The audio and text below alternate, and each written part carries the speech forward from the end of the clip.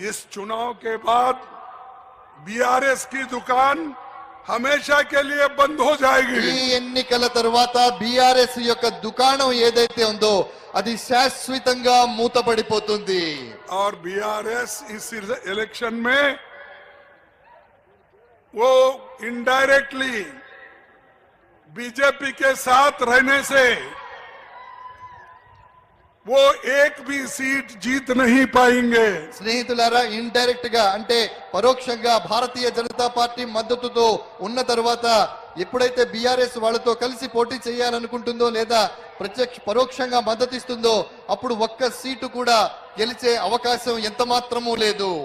केसीआर ने बीजेपी के संविधान बदलने का जो बात कर रहे हैं उसके बारे में उन्होंने कुछ नहीं किया।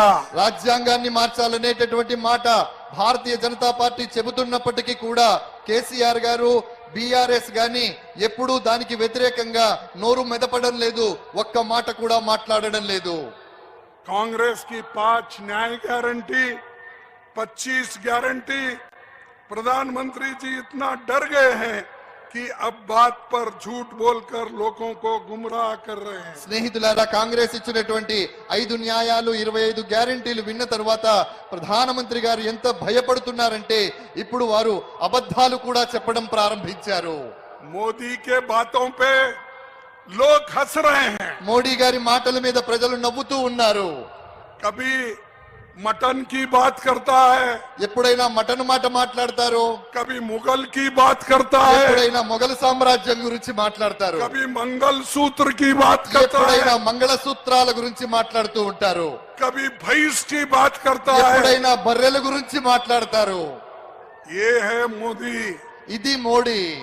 मोदी छोटे छोटे बातों को लेकर लोगों को भड़का रहे हैं। చిన్న చిన్న మాటలు తీసుకొని మోడీ గారు ప్రజల్ని రెచ్చగొట్టే ప్రయత్నం చేస్తూ ఉన్నారు।